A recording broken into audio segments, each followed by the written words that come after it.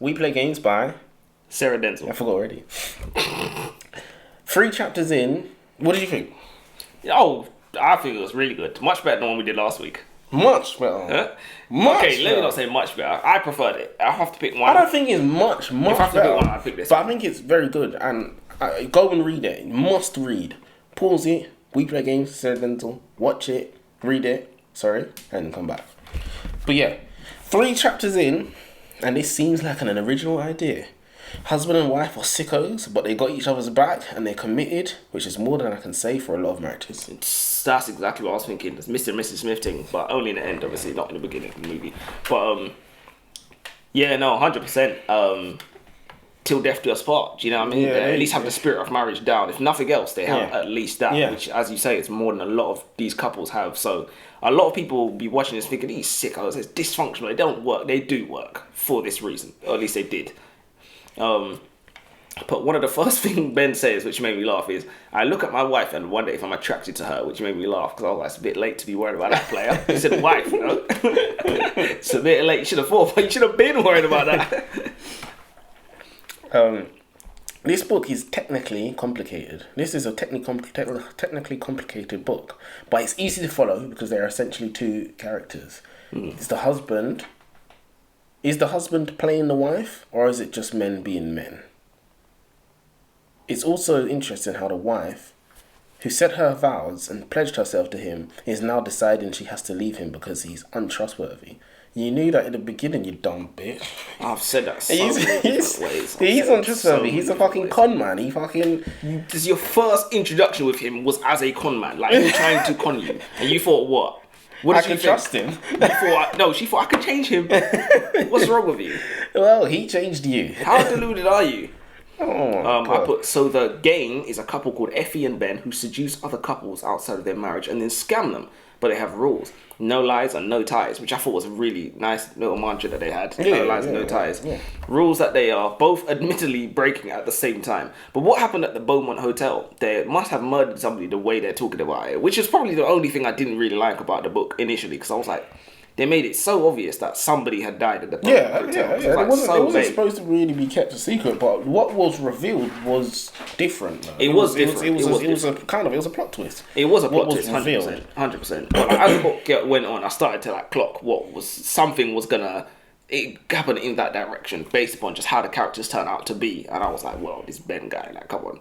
But anyways, we'll get to it. It also does make complete sense that she's a mark. Wait, what am I talking about? I'm going to read it. It also does make complete sense that she's a mark because it's not very believable that a man so handsome that cons multiple women out of tens of thousands of pounds, why would he want to settle down and get married? So I was trying to figure out if their marriage is legit. It just didn't make any sense to me. Yeah, no, it didn't. It didn't to me as well, and the reason why I said Ben seems like the real sociopath here, while manipulating people seems to be something Effie is good at, it's something that Ben lives for. He lives for it. He couldn't give up even if he wanted to. Yeah. She was here talking about, I want to get the cottage, where Ben was like, what? He said, settle down. No, you remember he said, I'm on the top of my game. Maybe because I'm psycho as well, or sociopath as well. But to be honest with you, what better things is there to do in life? What, play some PlayStation? Do you see what I'm saying? You know what I mean? That's what I'm saying. People like Ben think like that. They're like, what should I be doing? Like watching Netflix. So one more problem as well, basically. Working McDonald's, but he just thinks differently. But sociopaths are sociopaths because they think differently, not necessarily because they're bad people, but because they think differently. They think outside the scope.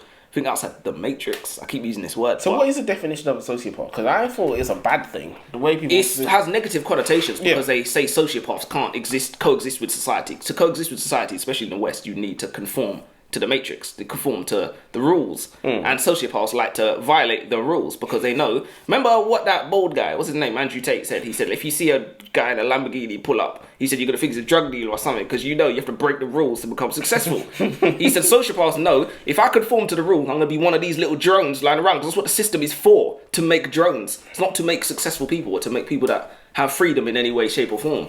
So sociopaths think, yes, con people, because that is how you get ahead. Con people. Apple, what do? They con people. They sell you the same phone every single year and charge more for it. They're conners.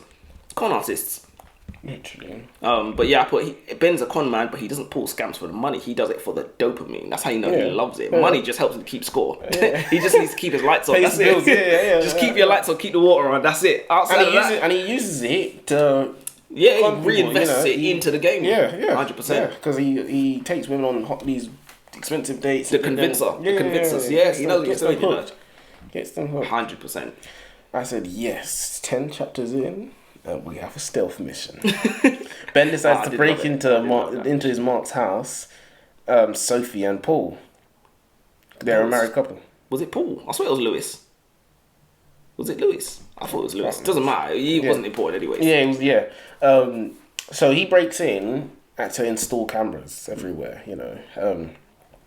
He breaks in to bug the house. While he's in the house, Sophie comes home earlier than expected and has to hide under the bed. And while she's lying down on the bed, it was a good little safe.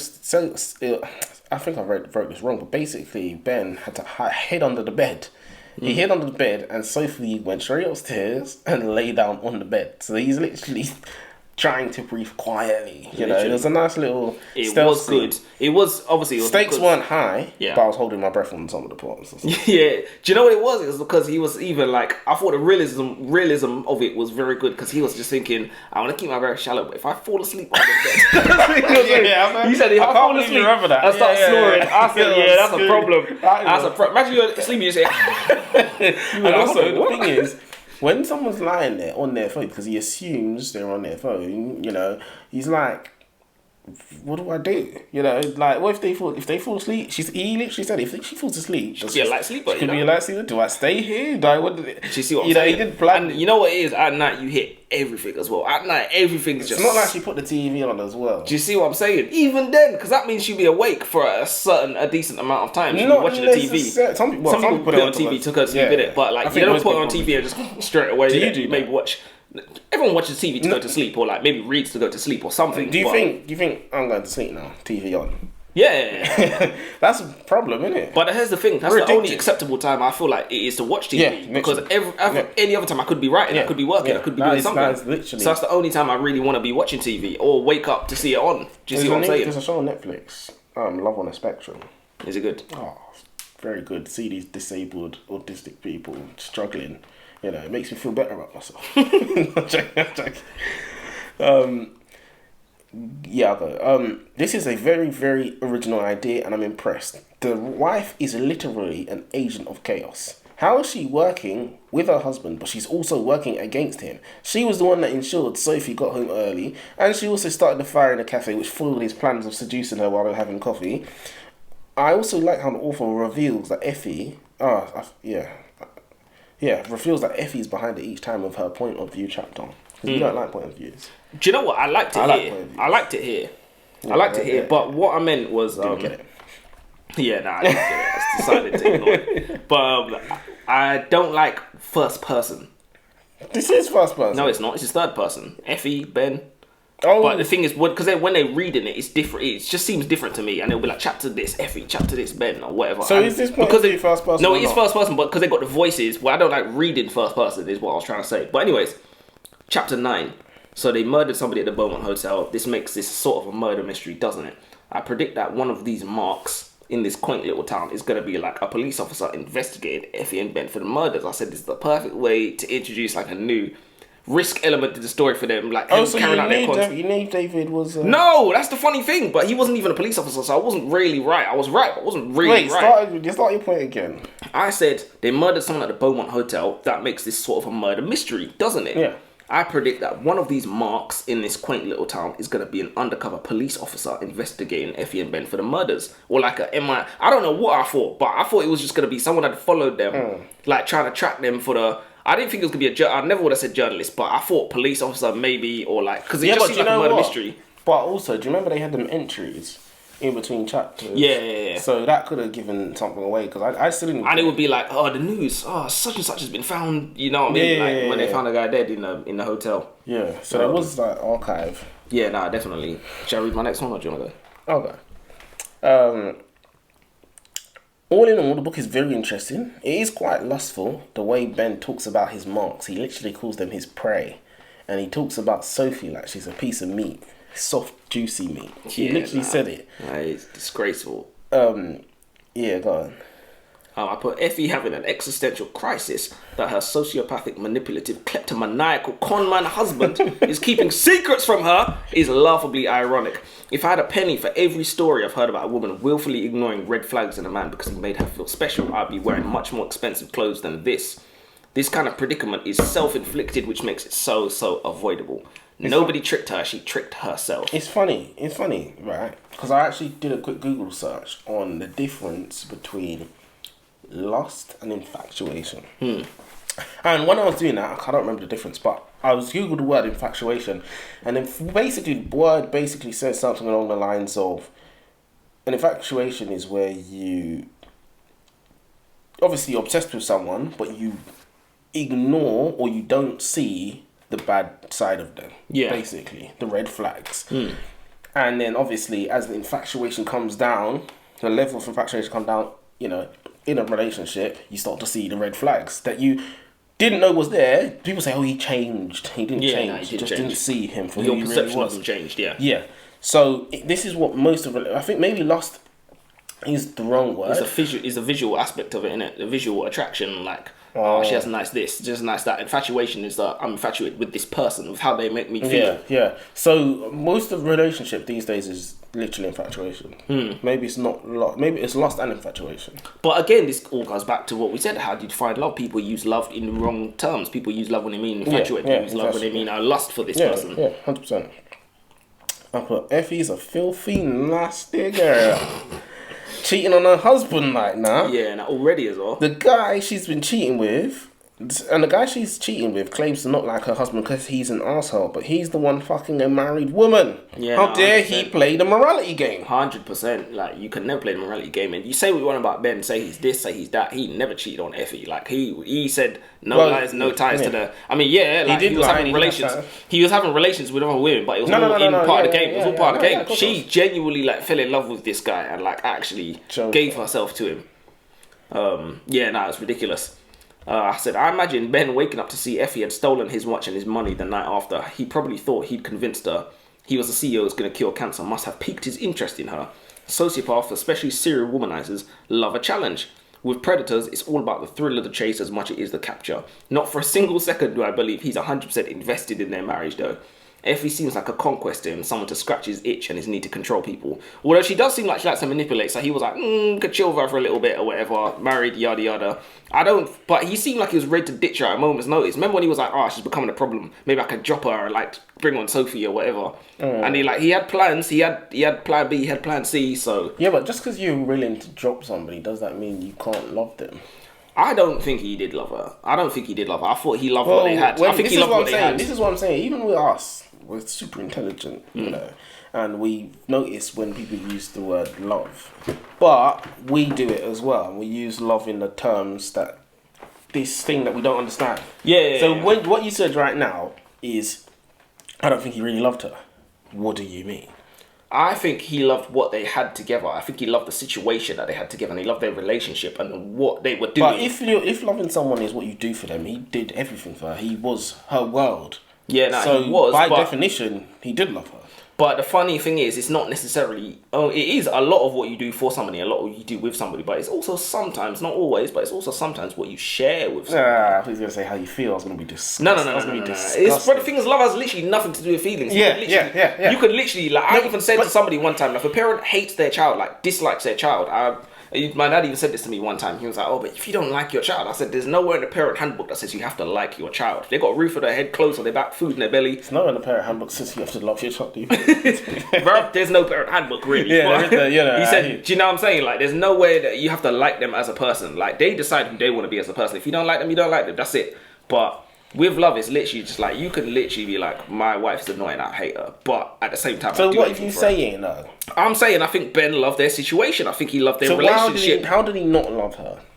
Because this guy killed her at the end, bro. He literally killed her at the end, bro. What else? So you can't kill somebody you love? Well, look, come on. That's now we're going back into infatuation. Do you see what I'm saying? Alright, well, there's a man who... it's a war story, World War story, and basically I don't think it was. I think it was a Japanese story, Samurai Days or something like that, right? And basically, they caught this guy, and they said that he had to either. I think he had to. They caught him and his family. They tried to force him to rape his own daughter. Jesus. And instead, I think he managed to kill his daughter instead, because he knew. I think he killed himself and killed his daughter because he knew, or he believed that if he was to do it, they'd still kill him anyway. Yeah, mercy killing. So he killed his daughter. Yeah, he mercy killed her. Yeah, he killed someone he loved. To spare her from a worse fate. But he still killed her. To spare her from a worse fate. Do you see what I'm saying? He still killed her. What was Ben's motivation when he did that? Was it the same thing? No, it was to spare her from a worse fate. It was to spare her from a better fate. He literally said, if I can't have you, nobody can. Which, look, one might say... That's very popular with the ladies, that mentality. It's very popular with the women. One might say that he... Well, yes, infatuation. Definitely infatuation. But yeah, I don't know why you think... I don't necessarily think he didn't love her. I just feel like he loved their relationship more than he loved her. And what does that even mean, more? What do you mean he loved them more? He loved her relationship more. He's comfortable. He was comfortable with the relationship. I'm not trying to be an works for me. No. We're just exploring. We're just exploring why. How do you love something? You check me on things that I say. I check you on things that you say. But it's how do you love something more? What do you mean? Because there's levels to anything. Is there? Yeah. Love is love. It's boom. Who said that? I said I thought. Where is that written? That's not law. I thought love is like it's to me. It's a level. If love was love, if you had two children, two of your own children, was both hanging off a cliff, you had to drop one of them. You should be incapable of deciding. You should drop both. If love was love, you'd have to drop both. Yeah. So that's what you would do. No, I'd choose to save neither. No, but it's like, do you love my father more than you love Jenna? It's just, you hit the benchmark. Love. Well, that's the funny thing. It might be a difficult question to answer, but gun to your head, you'd find an answer. If they're literally like, not even gun to your head, gun to their shoot heads. Them both. Do you see what I'm saying? Gun to their heads. In fact, not to deviate too much. Sorry, Jenna. We need the cameras. Not to deviate too much, but I saw this video. There was a podcast one time, and there was this white man and a black woman, and he was like, I love all races, all ethnicities, you know, black people, white people, Asian people. He said, I love everybody. And then he said, I don't discriminate. I love everyone equally. And she was like, oh, I discriminate. I love my black people. Like, literally, we come above everyone else. And he said, cool, who's second? And she went, and he said, that's harder to answer, isn't it? And it's literally just like, it might be a difficult question to answer, but there is an answer there. Everyone's ranked somewhere. And it's like, maybe you come sixth, maybe you come seventh. Might not be easy to hear, might not be easy to say. But they come somewhere. Oh, you see that? Yeah. He cooks her for that whole interview. I haven't seen the video, I just saw the clip. Yeah. But yeah, the scene where Ben thinks he's being blackmailed by one of his old flings, a maid in a hotel, and he goes to confront her. He thrives on power by dominating her physically. He demands to know where she is at all times and for her to report back with him periodically. And she says, okay, with tears in her eyes. I understand that the writer is painting him out to be a villain, but is Ben a bad man for doing whatever it takes to keep him and his wife safe? I think it makes him a good husband in a certain way, shape or form, because this is like, if you're more worried about other women than you are about your own wife, then you can't really be classified a good husband. Let's say you and your wife are, whatever your situation is, you're con artist, whatever, you're in a situation your wife is being threatened. If you care more about, I don't want to hurt this other woman and I would rather let harm come to my wife, you can't really call yourself a good husband in that situation. Yeah.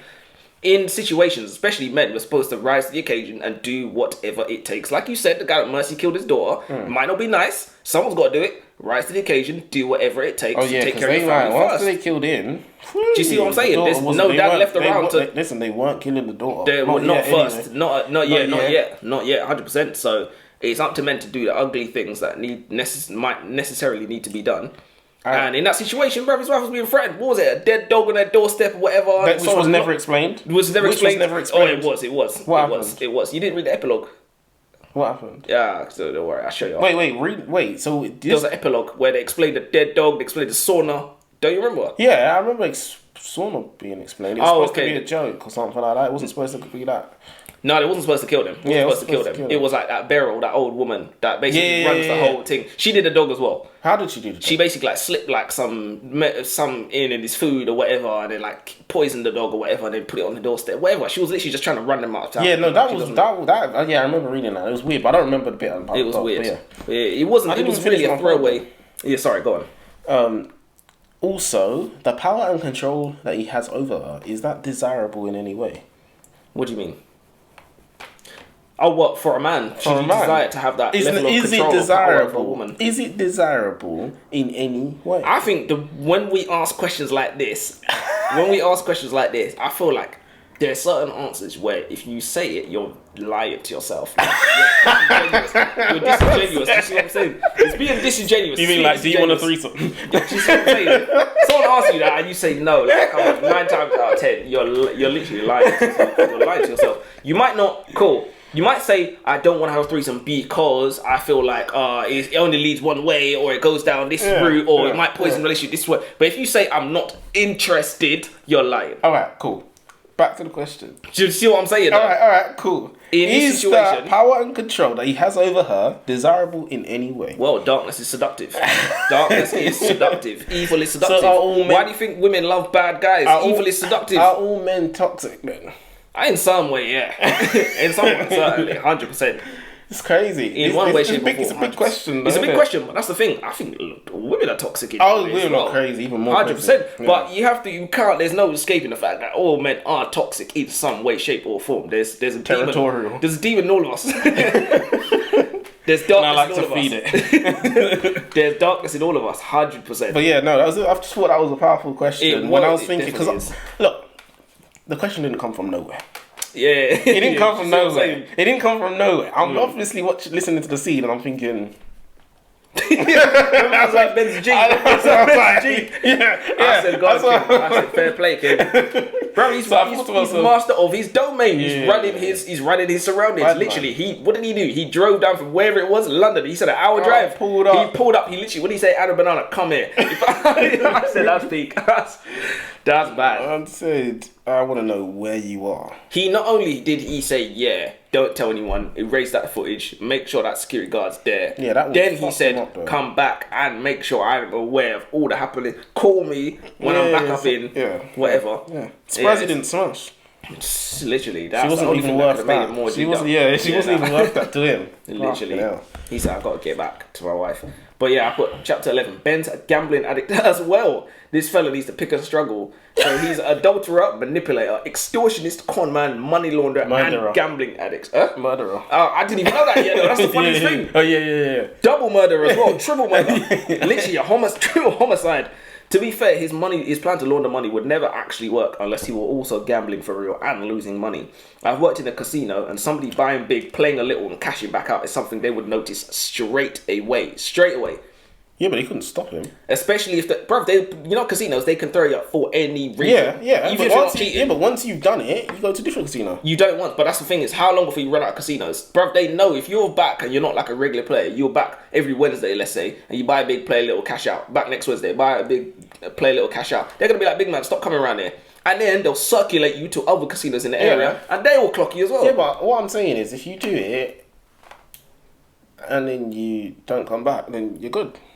But that's how long before you run out of casinos? You could go to one Depends where you are. Vegas seems to have loads. Vegas has low casinos. You can run out of casinos quick. If you have a limit of 1 count per casino, do you know how far you're going to have to drive? You're going to start losing money on the petrol. You do it once a month. You do it enough. You might. But that's what I'm saying. Like, how much money could you realistically make when you're limited like that? Especially if they see you doing it over and over, you'd have to limit to like 1 or 2 times per casino. Pretty soon you run out of casinos in range.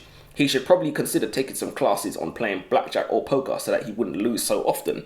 I wanted to say it didn't really make sense for him to be a gambling addict, but I mean, if he is doing it to launder money, which isn't really the best way, but it is a way. It is a way. But he might have just got hooked on it. He definitely did. He literally said he did. I put there a lot of casino games that are effectively rigged to make the house money, like roulette, where it's designed for the player to lose every round. If I were a gambling man, I'd play poker. That's something you can actually get good at. Counting cards is also a good way to give yourself an advantage, as long as you're doing the numbers without technology is also illegal. So I personally feel like if he was really on this money laundering thing, he genuinely could have made it work. This guy was here gambling, losing money. I don't know. Yeah, no, it was ridiculous. I don't know why he was a money launderer in the first place. He didn't really add anything to the story. Just somewhere for him to go for FE to he didn't know. He actually didn't need to launder money. He didn't need to launder money for any reason. Because people were sending him money straight. And he didn't have any money. That's why they were sending him money as well. He was literally broke. But he had a bit of money. He had a bit of money, but he wasn't like wealthy. No, he was just stealing his con because he wanted the money. Yeah, literally. Effie had money. Effie had money because her family was rich or whatever. Yeah. This is a masterful piece of writing. The calculation behind Ben's thoughts and actions are second to none. The way he's bending reality and fabricating stories to invoke emotions inside of Sophie. I wish I could do that. Can the right man do that to any women? Any woman? He said he could. He literally said, I can have any woman I want. I knew it. He literally said, I knew it. That's his words. I knew it. Can the right man do this to any woman? Are our women safe? Is Sophie an innocent plaything that stood no chance? At what point did she do wrong? She didn't tell her husband when her and Ben had intimate conversations, because that's what Ben realised, you know. Anytime they had any intimate conversations, she kept that out.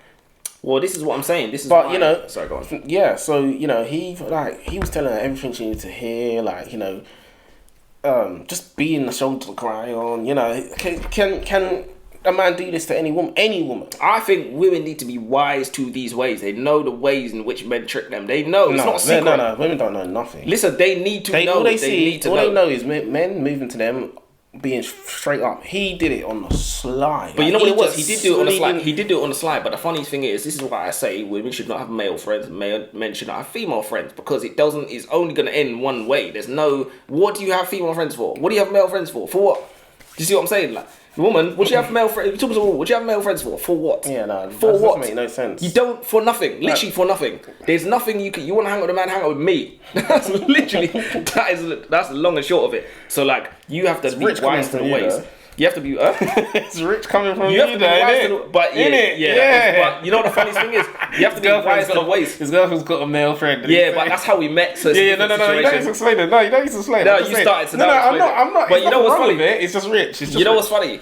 You have to be wise to the ways. Like men, you have to be wise to the ways in which women are going to trap you. You have to be wise to the ways. Women are going to trap you with the physical form. Men are going to trap women with their words. You have to be wise to the ways. But he was he was still masterful. He was masterful. He was definitely masterful. He was definitely masterful. But the funny thing is, you go and have coffee with a man that's not your husband. You get what you get. That's it. Sorry. You get what you get. Yeah, but women will say it's just a coffee. Exactly. They're stupid. That's why. You get what you get. You get what you get. You know what this is. You can't be doing these things. After I had a thought, your fat bitch can't say no to temptation. She can't even say no to a chocolate bar. You think she's gonna say no to a rich, sexy man? Yeah. No. So that's the point. Like, it can happen to any woman. You know, no woman is safe. Guard her. Tell her you want to know where she is periodically. Track her. Don't let her out the house. But yeah, no. They made Sophie seem really innocent. You know, I can't even really. And also, I like the way we're doing this. This is where we should have been doing it. You know, writing a bit of the story, as I said to you. Yeah, we were doing it, and then it's like the next week we just forgot. Because I forgot. I didn't do it either. But yeah, no, it can. I guess it can happen to any woman, and you know, I think that's what it is. Yeah, nah, it's scary though. It's scary to think that the guy with the right semblance of words, the right combination of sentences can literally just, your girl's gone. Also, if there's problems in a marriage, and there's someone who will exploit those problems as well, which is why people have to know what marriage is and like why marriage works and how marriage works before they even get into it. Because if you don't really have an idea of how marriage works and how you're going to last the bad periods, however long the bad periods may last, you're not going to last at all. Yeah. Someone could just worm their way in and that's it, marriage done. Yeah. Marriage literally done. All it takes is one fuck up and you can't go back from that one fuck up. I put, none of this is making any sense to me. Ben is apparently so good at reading people, especially women, but men too. He knows how people want to be treated. He knows what they want to hear in order for him to get what he wants. He knows what they're thinking almost. So how does he lose at poker? How does he lose at poker? These skills are invaluable at poker. Being able to read people, especially at casinos where the same people come back to play poker every night. Like I said, I've worked at a casino. Every night you see the same people playing on the same tables. How is he bad at poker? I don't get it. How do you lose money? It doesn't make any sense. I said, this book is fantastic. Yeah. The suspense when Sophie pushes Ben away, when they start kissing and says, I can't do this, it's wrong. He's confessing his undying feelings to her because obviously that's what she wants to hear. But we don't know if she ever likes him like that. One thing this book is missing is the mental voice from Ben saying "stupid bitch" to himself when he gets through. The way the book is now, it seems like Ben might actually start liking Sophie himself for real. But I guess when you get to a certain status, it's hard to spot the difference between women. They're all beautiful, they're all slim, they all do what they're told. What more do you need from a woman? So, yeah, no,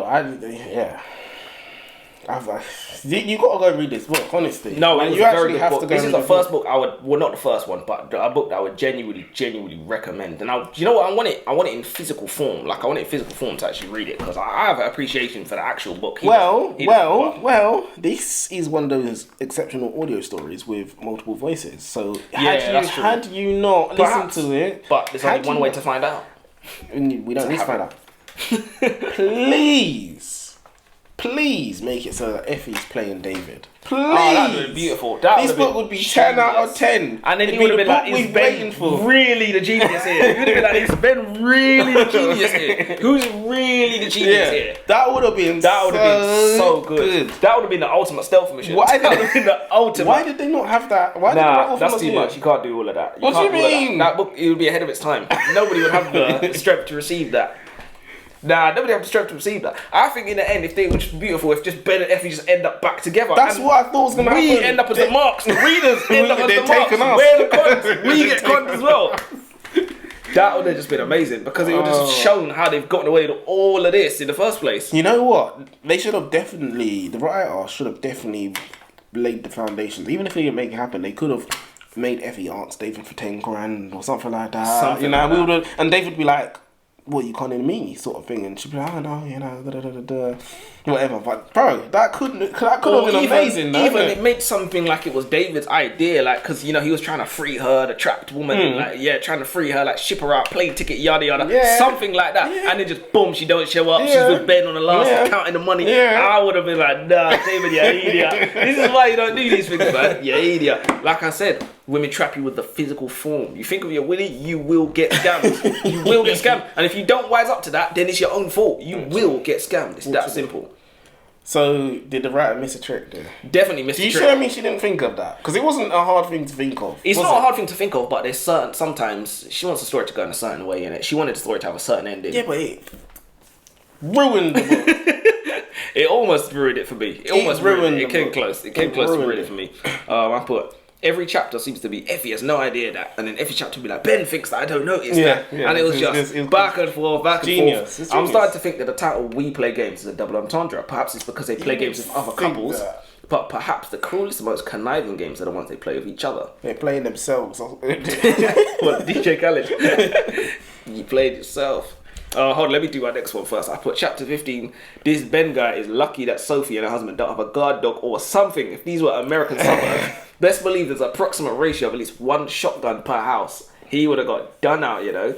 But to be fair... You can't be that far back. Chapter 15? Yeah, chapter 15. That's the stealth mission. That was my second point. Started with the stealth mission. That was my third point. How far back are you? Do you have loads to go? Got a fair bit to go. No, you ain't got that much. I think I still got a bit.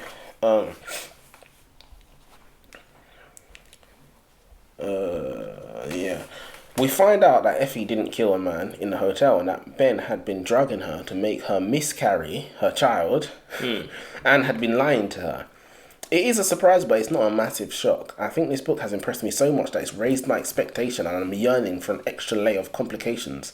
Could Ben have left a trail of breadcrumbs on his phone that led Effie to Anna? And it's all a test to see how much he can trust Effie? Could Ben be behind it all? That would have been good as well. There's two very, very, very good options that the author would go with. I guess the originality of the book impressed me so much, and the storyline and the characters. Seems greedy to ask for more, innit? Yeah, and I was expecting a cancer curing story, like, you know, and it just didn't end up to be groundbreaking level. It didn't end up to be, you know, the writer thought killing somebody was enough, and that wasn't enough. It wasn't enough, but it's only because, like you said, she raised her own standards to the level the standards were so good. The book's so good. I'm still willing to give the end of Light because of how much I enjoyed, like, the build up and everything. It's original. It's original. Yeah, it's genuinely original. Oh my gosh. It's genuinely original, but I'm prepared to give the end of the story of Light. I'm not gonna lie, I was half asleep reading the end of it anyways. Like, when I was getting to the end and it like had like half an hour left, 20 minutes left, yada yada, I was waiting to go to sleep. But I put Beyond Ben's pathological need to control everything, he really should be that rattled that Effie sabotaged his plan to seduce Sophie by swapping dresses. I don't know if you remember that part. Yeah, people like Ben enjoy the thrill of the chase. You wouldn't want a model airplane that was already built, now would you? One question I have is, before Effie found out that Ben had done a madness to her, i.e. drugging and lying to her, why did she feel like she needed to rock the boat in the first place? Everything was good in life. She started messing with Ben first. The fire alarm in the cafe, making sure Sophie went home early. Why did she feel the need to do that? She was jealous, first of all. She was a little bit jealous of Sophie to begin with. It doesn't make any sense. They do all this. They do all of this. It's normal. Like, why did she just randomly just said, yeah, I need to get out of this relationship? There was no, like, I think it was a case of, I don't know, maybe she just kind of thought he was cheating on her. No, it was all to do with when he started, when she clocked that he was taking money off her. That's kind of what, like, rocked her off the rails a little bit, because, like, she was good before then. Like, they were having their little banter, whatever. Yeah, I'll wear this. Yeah, I'll wear that. Or do whatever Ben tells her. Yada yada, doing their games as usual. When she found out that he was taking money off her, and even remember when he said she didn't even notice, I started taking more. That's literally what he said. But that's kind of what rocked her off the rails a little bit, and then she was like, the whole thing that their relationship is built on is no lies and no ties, which I feel like they should have stuck to that. I feel like they should have stuck to that and ended up together in the end. Yeah. Conning everyone, conning Sophie, conning David, conning everybody, leaving Ivy Oaks or whatever it was, move on to the next area. And then there's your sequel right there. I find it an oversight of laughable proportions that Ben hasn't even considered that Effie might have planted a tracker on him. She's his wife, they live in the same house, she has access to his clothes, his shoes, his car, maybe his phone at times. Ben's problem is that he's clever, but he's very overly complacent at times. Well, look. Probably hard not to be in it if you're that little. yeah, I guess so. But I want to say it's not normal to expect a tracker in your car. It's not, but they're not normal. Yeah, exactly. Not a normal marriage. It's probably a little bit extreme to expect him to do that, but again, his standards are so high. It's the same thing we're saying about the thing. His standards for controlling everything and his being 3 steps ahead or whatever is of such a standard. And also, remember, he's been lulled into a full sense of security by her anyway. That's he completely trusts her. Remember I said he's comfortable in his relationship. That's why he likes it, wants to keep it. I also like that the way that David has been upgraded to a main character. It adds an extra dimension to the story, and because we already know who David is, there is no confusion. Also, the way David uses Facebook to find leads was much more realistic than other stories. I can't remember what he found leads on Facebook for though. I think it was to track down, is it Anna? What, from the hotel? Yeah, I think that's the way he did it. Speaking of, my next one is Anna as well. This is the same, the hotel bit. I said, what on earth is Anna's problem? What is it with these women that fall so head over heels for abusive men they can't see what's staring them right in the face? How their inability to see their own value makes them vulnerable to anybody who can say the right combination of words. Ben pulled up to the hotel after abandoning her, accused her of blackmailing him, physically assaulted her, threatened her mother after she committed crimes for him, and I bet you any money she'd still take him back. 100%. In human psychology, violence, aggression, hostility are all qualities synonymous with dominance, which women are evolutionarily predisposed to prioritize when seeking out a suitable mate. It's like what David said. David said Ben always has to be the alpha. That's what he said. He kind of made it in like a, why are you so, just chill out, man? Like, it always has to be the alpha. So it's interesting that Ben can do all of this to Anna. She still hung up on him. But what happened to the ex-boyfriend they were talking about? Steve, is it? Steve sounded like some regular guy, and he's the ex. Not a boyfriend, the ex. So she can leave him, but she can't leave Ben. So I just thought that was, stupid. She's her own worst enemy. In Effie's confession to David, so you can see how far ahead I am. Yeah, no, legit. I've got 3 points left. This one's a long one anyway. I'll do a couple next time.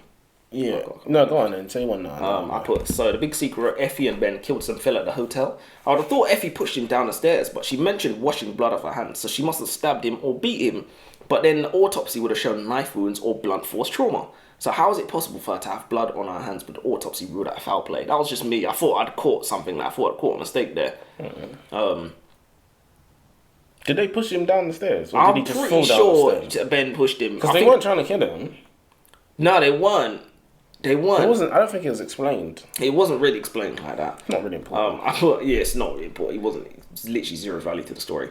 I said I like that Ben doesn't tolerate Effie's moods. The cold shoulder is a form of emotional blackmail, something people stereotypically wives use to punish their husbands as a form of negative reinforcement. Caving into this behavior is a form of enabling, which is willingly giving control over to another person. Now, when she had that mood, I can't even remember what it was. Oh yeah, it was after the sauna. Ben came to visit the hospital when he just come back from the hotel. And then she was just being very cold with him. And he literally just said, he was just like, when you're finished, that's it. And then when he was driving home, he was like, what's wrong with you?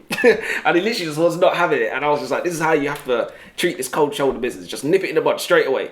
Do not tolerate this. In Effie's confession to David, she said that being with David has made her realise that she never loved Ben. She said, we were intensely connected, but that isn't love, is it? There was no mutual respect or equal partnership. If that's the author's attempt at defining love, then that was a terrible job. In my opinion, an intense connection is more important than any of the other things you mentioned. An intense connection sounds like they were on the same path, working together to get to the same destination. It sounds like communication and combined decision was made and dedication to stick to it. What's more important than that? Equal partnership? What does that even mean? In every successful movement from the beginning of recorded history, there was a boss with one vision and everybody else fell in line. This book is more indoctrination, just like all the other books with romance in it. People read this and think real love is equal partnership. And without equal partnership, you can't have love. Is it okay to think that? I had a... I told you about this already. I had a discussion with somebody about this, and I said, do you have equal partnership with your child? They said, no, that's different. So I said, okay, what about equal partnership with your mother? They said, that's different too. And I said, so what you're talking about is romantic love. When you're saying you talk about equal partnership, you're talking about you need equal partnership in romantic love, is what they're trying to say. And you notice that because of the inadequate English language, we used one word interchangeably and nobody knows what anybody is talking about. We're not talking about the same thing. We're talking about that. I think a better word for romantic love is just lust. And the quote-unquote love transcends it all. The love that you show your mother should be exactly the same love you show your partner. I think you could make a rule up that fits both equations, love. And we do, as I said, it's a verb. It's what you do for people. It's not how you feel. But, yeah, go on. I put, Sophie's an idiot. I get that I, as a reader, I'm on the outside looking in, but seriously, can she really not see that she's being played? So Effie's confiding in her on the one side, Ben's confiding in her on the other side, and she doesn't think there's any... Like, Ben's talking about one thing, Effie's talked about her about the same thing later on that day, and she's like totally oblivious to, this kind of thing doesn't happen in real life. She's having tender moments with another woman's husband over coffee, and then out of the clear blue sky, just as she decided to fall for him, his wife randomly leaves him. They just moved into town, so they're happy to start a new chapter in their life. His wife just decides to leave. Just as she decided to fall for him, his wife just decides, I'm going to leave him and I'm going to tell Sophie about it. Do you see what I'm saying? And it's like, why would they move into a new town if their relationship was on the rocks like that? She's an idiot. And she's just blinded by, just swept up in the moment. You know that term, sweeping women off their feet? She just swept up in the moment. But she's an idiot. Like I said, these people are their own worst enemy. But not to mention, Effie is manipulating David in the confession video. I love you, David. Help me to be Ben's last victim. You're the only man I ever loved. It's absolute bullshit. She didn't know the man. They met 3 times. He was playing her from the beginning. Legit. He was a journalist trying to get his news story or whatever. He is not a good man. He did not have good intentions. I bet he wouldn't be interested in saving her if she was £300. Yeah, nah. The man was Literally. thinking with his dick. Why is David painted out to be the good guy and Ben painted out to be the bad guy? At least Ben doesn't think with his dick.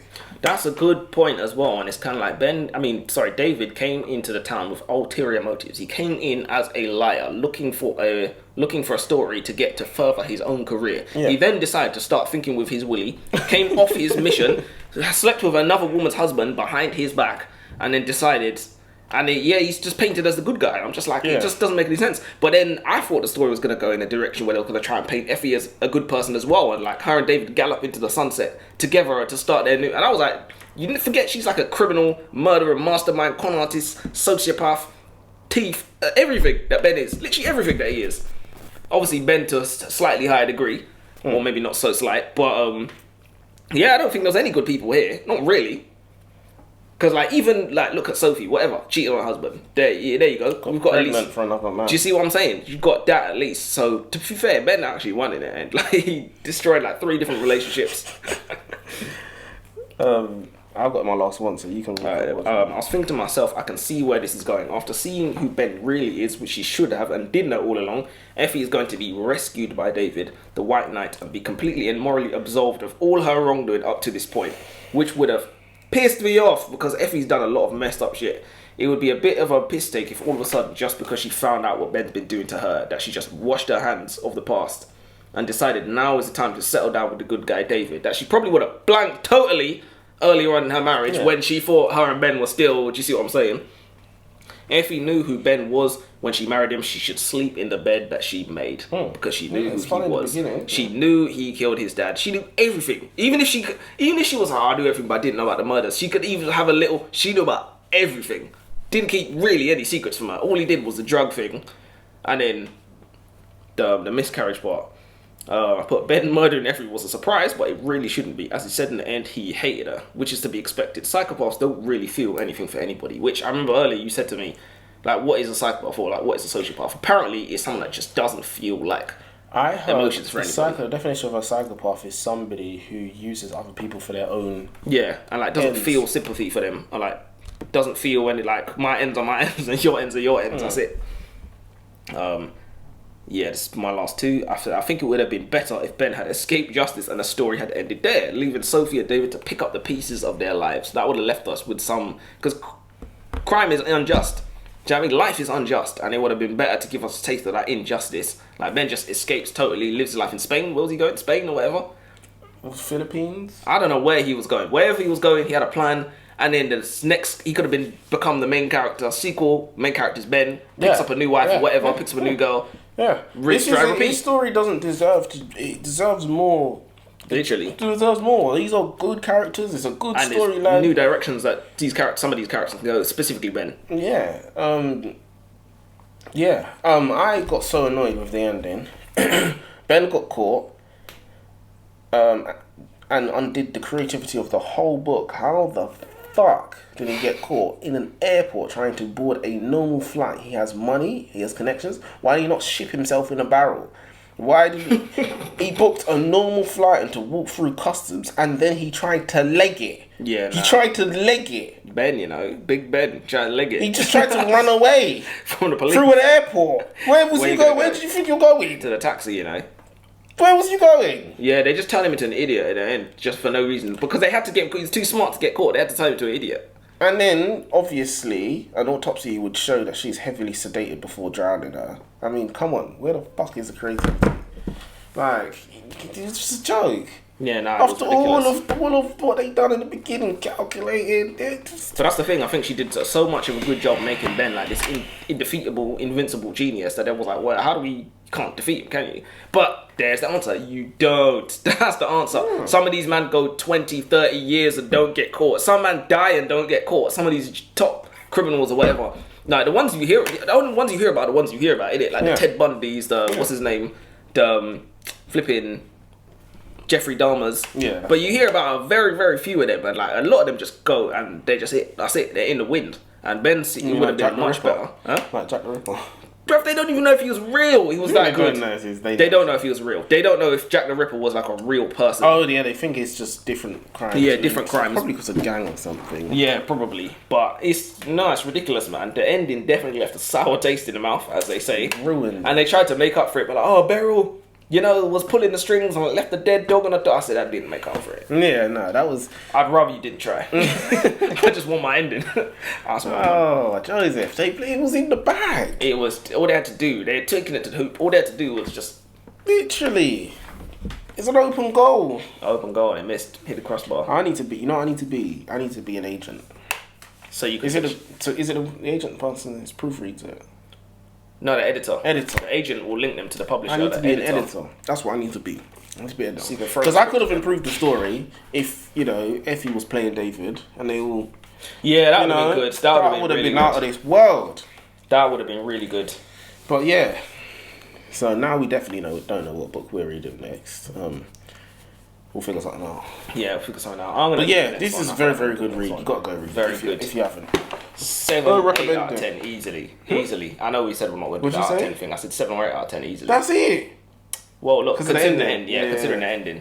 I think it's 10. It could be 10 out of 10 if not for the ending. It was really good, though. Yeah. It was really good. But yeah, all right. Till next time, I guess. Till next time.